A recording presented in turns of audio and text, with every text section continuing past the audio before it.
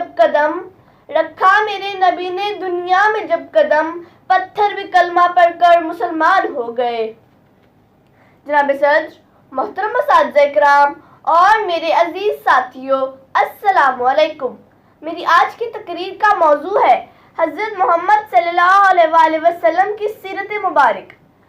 جناب والا، ایک کلمہ گو کے لیے، ایک مسلمان کے لیے اور ایک مومن کے لیے نبی کریم صلی اللہ علیہ وآلہ وسلم کی ذات گرامی ہر لحاظ سے مرکز و محور ہے۔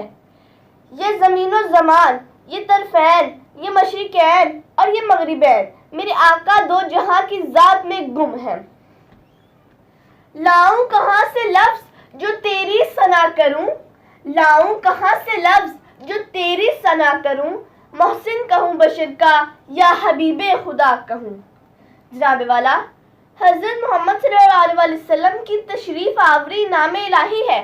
اہل ایمان کو جس طرح اللہ تعالیٰ سے بے حد محبت ہے، اسی طرح اللہ کے محبوب سے بھی بے پناہ محبت ہے۔ ارباب نظر کو کوئی ایسا نہ ملے گا، بندے تو بہت مل جائیں گے، آقا نہ ملے گا۔ تاریخ اگر ڈھونڈے گی ثانی محمد کو، ثانی تو بڑی چیز ہے سایہ نہ ملے گا، ثانی تو بڑی چیز ہے سایہ نہ ملے گا۔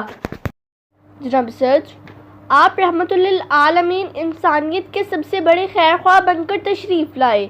آپ کی حیات مبارک نے انسانی زندگی کے ساتھ ساتھ تاریخ بھی بدل کر رکھ دی۔ آپ صلی اللہ علیہ وسلم کی زندگی ہمارے لیے مکمل ضابطۂ حیات ہے۔ جناب والا، ختم الرسل کی سیرت اور اخلاق ایک کھلی کتاب کے مانند ہے۔ آپ کی تعلیمات کا مرکز انسانوں کا دل تھے۔ آپ کی تعلیمات سے صحابہ کرام ایمان کی روشنی سے منور ہوئے اور بڑے سے بڑا طوفان بھی ان کا کچھ نہ بگاڑ سکا۔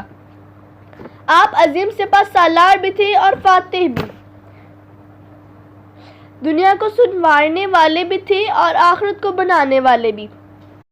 خدا کی رحمتیں ہیں اور جلوے محمد کے، خدا کی رحمتیں ہیں اور جلوے محمد کے، زہ قسمت زہ عزت میرے دامن میں کیا کیا ہے۔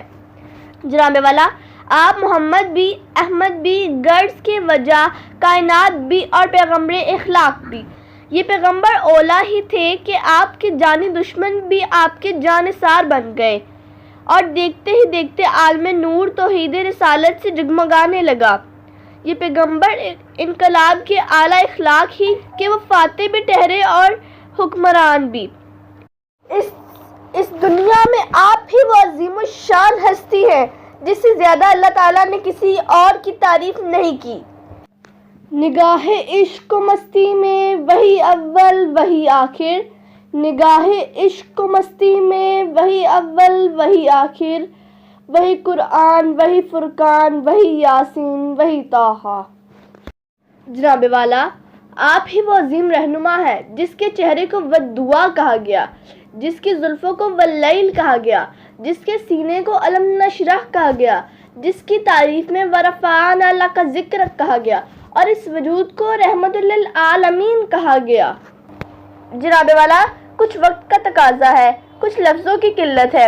اگر میں نبی کریم صلی اللہ علیہ وسلم کی شان مبارک بیان کرنے لگوں تو یہ دن ختم ہو جائے گا، یہ رات ختم ہو جائے گی، تمام راتیں گزر جائیں گی، لمحہ لمحہ گزر جائے گا، سورج کی روشنی، چاند کی چمک ختم ہو جائے گی، سمندروں کا پانی سوکھ جائے گا، لیکن میرے نبی کریم صلی اللہ علیہ وسلم کی شان مبارک ختم نہیں ہوگی۔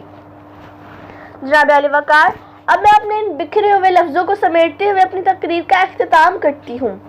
وہ بندوں کو اپنے خدا سے ملا کر، وہ بندوں کو اپنے خدا سے ملا کر، سلیقہ ہمیں زندگی کا سکھا کر، جو تھے درمیان ان بتوں کو ہٹا کر، خدا کو ہی سجدہ کرانا نبی کا، زمین نبی کی، زمانہ نبی کا، ساری خدائی خزانہ نبی کا۔ شکریہ۔